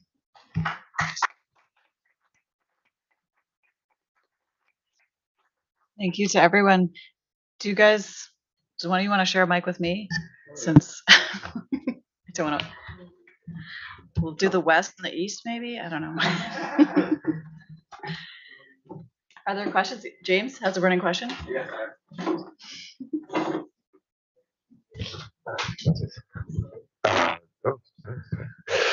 Thank you all. Fascinating. Also much needed. I don't think we've really had anything like this at the ADHS. So it's good to see. My question is for Peter. There's Snelders. What's up? Peter, I have like multiple questions. So I'm going to try to put it into two, and that makes sense. My first question is, a little bit earlier in the 1980s, there's sort of a growing sort of EDM scene in the U.S. in Chicago and Detroit. Yeah. And what is the interplay between the U.S. and the U.K. in this regard, and sort of this mutual appreciation for both the music and the drug? And then the second one is, out of acid house, there's this whole other genre of music, ambient house, and groups like the Orb, who sort of take root and sort of the almost like, is it music designed for the drug? And I think about this with the Orb and the single that was released, the ever pulsating brain and the ultra world, and like it literally like come down music. Yeah. And so does this sort of point to this sort of mutually constitutive relationship between ecstasy and the drug? If that makes any sense. I'm not sure if it does, but yeah. Thank you so much Thank for Thank you so much for the thoughtful questions. So yeah, this relationship with Chicago, Detroit, and the UK. So I guess, without, maybe we can carry on this conversation elsewhere, but like the short version is that sort of I guess what you describe as like street soul DJs in the UK start playing house records. There's this long tradition of American imported dance music. So we're talking about Northern Soul, disco, that kind of thing. So in some ways, Chicago house is kind of part of that, and obviously Detroit techno kind of goes along with that. And I think it's like the Daryl Pandy, like Jackmaster, whatever. Love Can't Turn Around is like on top of the pops, like charts really high, and that's just like the start, I guess, of this kind of tsunami of American house music kind of in the UK, which subsequently kind of becomes appropriated and adapted by UK producers. You know, a guy called Gerald and other people like this, 808 State, these kind of people. So yeah, that's the kind of connection there. I mean, interestingly, like a lot of the I can't remember who it is, maybe it's like Eddie Flashing Fawkes or someone like this, but some of the Detroit DJs get obviously booked in UK raves, and they come over and they're just like, what the fuck is this? Like, because they're like relatively small time like underground players, and they're like playing these massive raves. And you know, I think there's some quotes from like Derek May about kind of his response to ecstasy, and he's just like, I don't want anything to do with this. Like, what is this madness? So yeah, there's a yeah, I'm probably laboring the point here, but there's an interesting relationship between the two. And this kind of thing about kind of ambient house, and this is interesting actually. This relates to something that Jamie, just in front of you, has challenged me to do when I got the grant funding for this project. He was like, if you get this, then you have to write like a cultural history of the come down. And this is something that I actually want to kind of think about this summer, and watch this space is all I'll say. Can we go to Stefan, sorry, who's patiently waiting at a middle of the night or something? No, it's only like 8 o'clock in sunny Amsterdam. I hope you're all enjoying yourself in Mexico. We miss you. Sorry I can't be there in person. Anyway, my questions are following in the footsteps of those of James, and are a bit about the international links of these stories, which were very national, although they were great stories. So I have two questions, one for Miroslav and one for Helen. Miroslav, you mentioned that Sandoz stopped production of LSD in 1963. And that's also about the moment that in Western Europe and the United States, an underground production starts taking place. But I find in my own research quite a few references that some of the acid that was around, especially in the 1970s, could have come from Czechoslovakia. I do know that some of the precursors that were used came from Czechoslovakia. So I wondered if you can enlighten us, and if you found any material that there was some secret move of Czech LSD throughout Europe. And my second question is also international, to Helen. Your title is transnational. There were, of course, a lot of connections in those days between Britain and what you call the continent of Europe, especially between London and Amsterdam.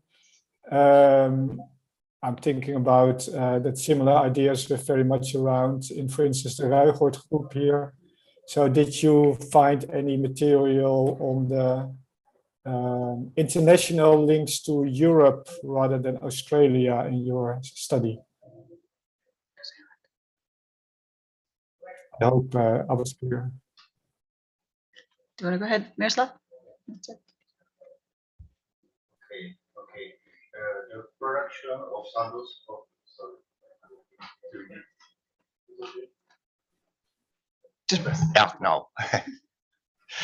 Production of Sandoz was stopped in 1966, and in fact, afterward, the LSD was exported from Czechoslovakia to a state company, Chemopol. This state company cooperated with several Swiss companies in Switzerland, and there were really cases when the LSD leaked to illegal market in Europe. Yeah, so it was these cases existed there, but they are not well investigated because, of course, the process was hidden afterward. You know, so the Czech security forces ended on border. Yeah, so I don't know really the processes afterward, but definitely this Shadows company from Switzerland played an important role in these processes. Hallam, do you want to respond to Stefan's question? Yeah, sure. And I mean, the short answer is sort of no, I didn't really. Not connections with the continent as such, but that, I suppose that's really because, really just for these projects, I've been looking at Freedom magazine and Anarchy magazine, which was read by only English anarchists and didn't sort of what do you say, syndicate articles in the same way that a lot of the underground press did. There's definitely, I mean, yeah, the stuff that's appearing in the underground press and magazines like Oz and Psychedelics was obviously picking up ideas from both North America and the European continent. But in terms of the anarchist work, I haven't found the same thing, but I've only looked at a fairly narrow set of sources, I suppose. So no, sorry, I don't have a much better answer for your question there. Stefan, are you content? Well, it's a matter that. for further research, of course, but as you know, we tend to write the history of psychedelics often from a national viewpoint, but it's actually a global and international history. You guys should maybe send me some papers for a global history book or something. They have written papers for a global history book, so I'm just making fun of them. Maybe you should edit it. Maybe I will. Matt Savelli has a question to change the topic. Yeah, thanks everyone for a really great panel. Miroslav, I have a question for you about the researchers who were themselves working with LSD and cannabis. What were their attitudes towards the youth subcultures that were emerging? So I've done some work on Yugoslavia, and the practitioners there were actually pretty split. Some of them, of course, saw the hippie movement as this terribly dangerous, horrible thing imported from, dangerous elements abroad, blah, blah, blah, blah. But some of them were actually quite sympathetic to hippies, and that really surprised me. So just curious what the researchers that you studied, what they thought.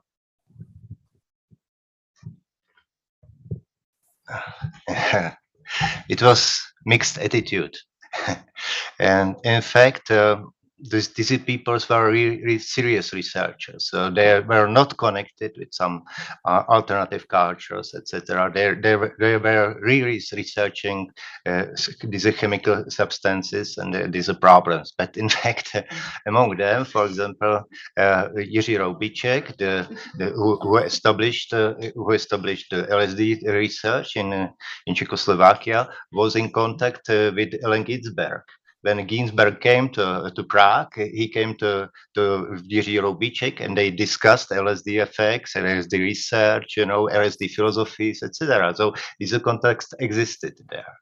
Another case, Stanislav Grof, psychiatrist, who emigrated to US, who was also in touch with the people interested in psychedelic, not only research, but who were interested or engaged in psychedelic subcultures in US. So they simply feel that there is something among them, something common to them. So they, in many aspects, they have a similar philosophy. Yeah. Nancy? Yeah, so this is a question for Pavel and Victoria. And it is a question about how oddly it struck me to think about these law enforcement mimicking ravers and then describing that practice as a new technology.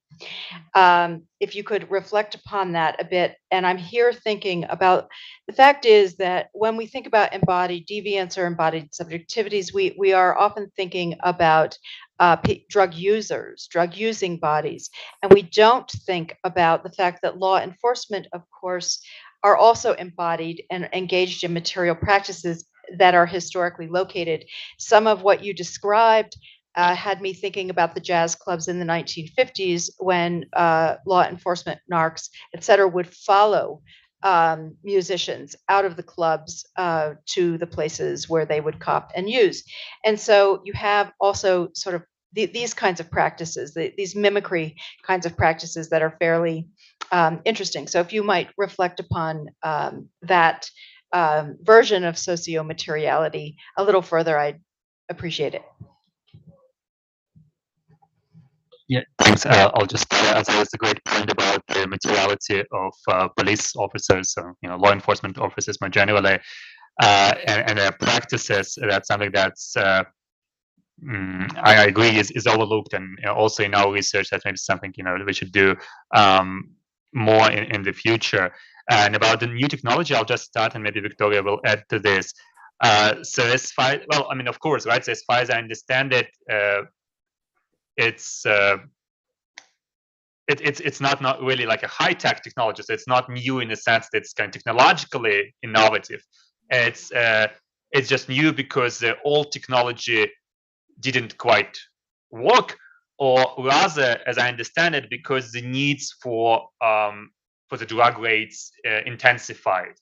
So this is something which was proposed as a possible solution, like in a low-tech yet a new solution to this problem that the police officers had. But maybe Victoria, if she's with us somewhere, wants to follow up on this. Yeah, thank you so much for the question. I will continue a bit. Well, actually, I would agree that in this context, probably the post-Soviet police officers referred to this algorithm of free body identification as a technology, not exactly in the case of it being like a real technology, but mostly a substitute for a technology. So to say, the new measures and quite innovative measures in, I would say, a newly emerging context, taking such innovative measures and new decisions.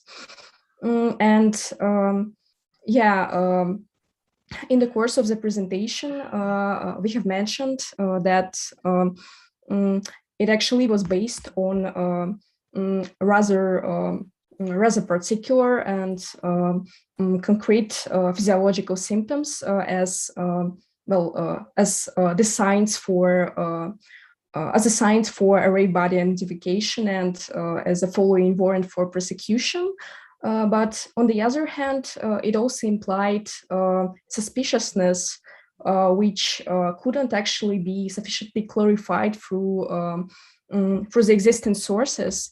And I guess it must be noted that probably some documents from the archives of the police offices on drugs and crimes, which contain some more information connected with the details of the police raids in accordance with rave body identification and further prosecution.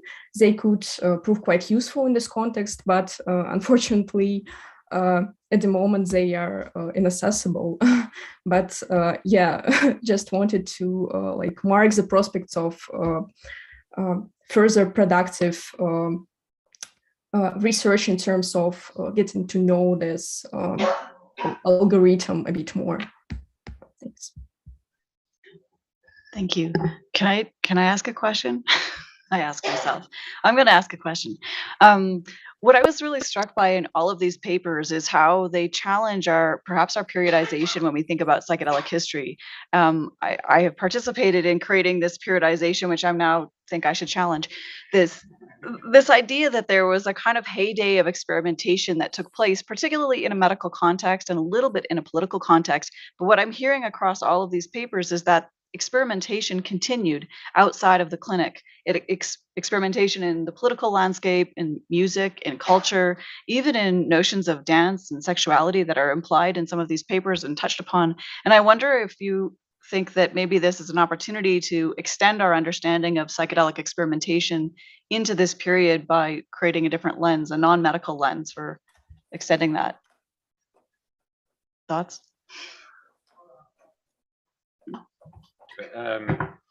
For anything. Yeah, I mean, for me, yeah, definitely. Yeah, I guess I sort of go back and forth on this. I was about to say I'm not interested in the medical context at all, but that's not strictly true because anyway, whatever. But yeah, there's kind of a.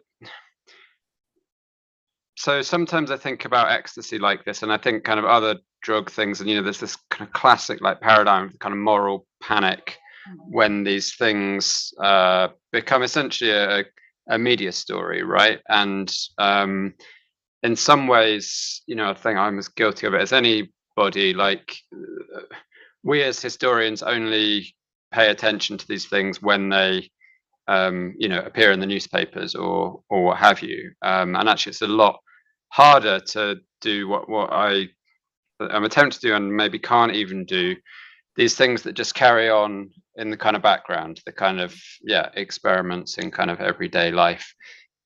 People tripping on liberty caps in the fields in rural England in the 1980s or whatever. Like that's never going to show up in newspapers or the National Archives or whatever.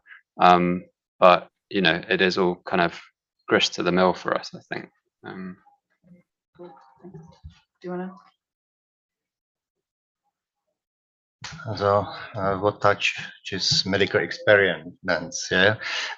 Experiments with psilocybin, with mescaline, were renewed at the Institute of National Health in Prague after 2000.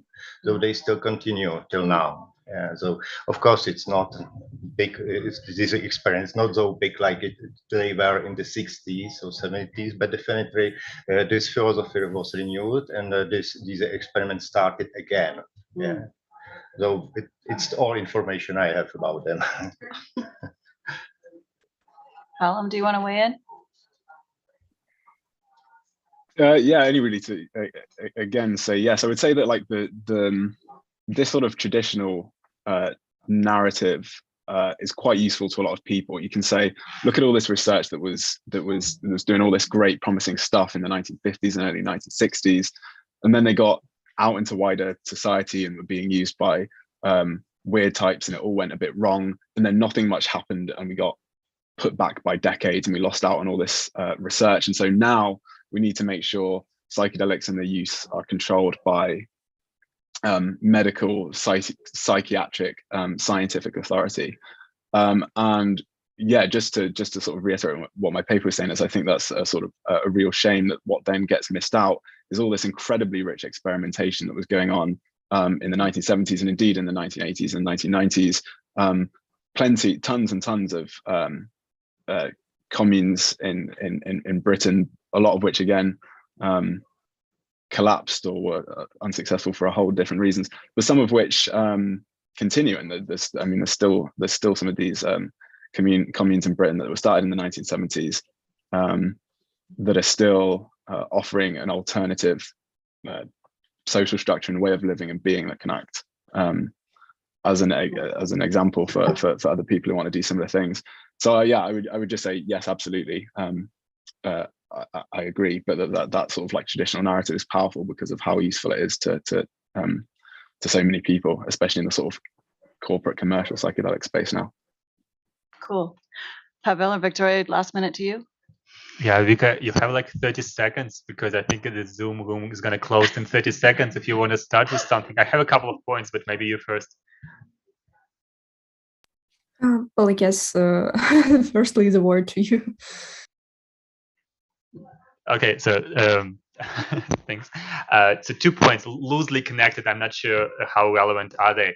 But first, I mean, I envy Miroslav a lot because I think there is also an interesting history of experimentation in the Soviet context, which could also be told, but we don't have access to archives at the moment. So from what I know about the Czechoslovak or the Polish context, these archives are much more from this period and these kind of topics, pharmacological, innovations. They're much more open in these countries. So again, in some future, we might learn more about Soviet psychedelic experimentation in the 60s and 70s. There are some sort of traces which we can attempt at discovering, but I think without archival documentation, it's quite difficult. And maybe in some years' time, we'll again learn more, and this will challenge us to reconsider chronologies once again. But I think for this post-Soviet 1990s, it's really an interesting case because in this decade, experimentation was perhaps one of the kind of mottos that it suddenly became possible to do previously unimaginable things in almost all realms of life. So on the surface, yes, definitely. However, I would also like to complicate this because I think we might be relying on these kind of political chronologies way too much. And like in Soviet, post-Soviet studies, I think there was a recent trend which instead stresses continuities across the 1989, 91 divide, and basically showing how the post-Soviet neoliberal order already emerged in a significant way before the transition. So, and again, like I think what also Miroslav you showed, and some other people in the Czechoslovak context, like Katerina Lishkova on sexology, is that of course there is kind of an invitation almost to equal political normalization with the more strict policing of the scientific field. But again, even in your case, right? So it's 68, but it's not until 74 that research is sort of prohibited, right? So there is still time gap, and I don't think that neat political chronology is always going to work for our field. But thanks. Yeah. Please join me in thanking all of our presenters.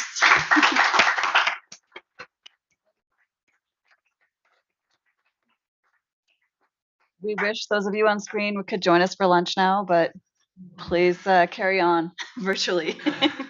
Yes, I will drink a beer in your memory. You can have some good beer. I'll think of you, Stefan. Have fun. Bye-bye.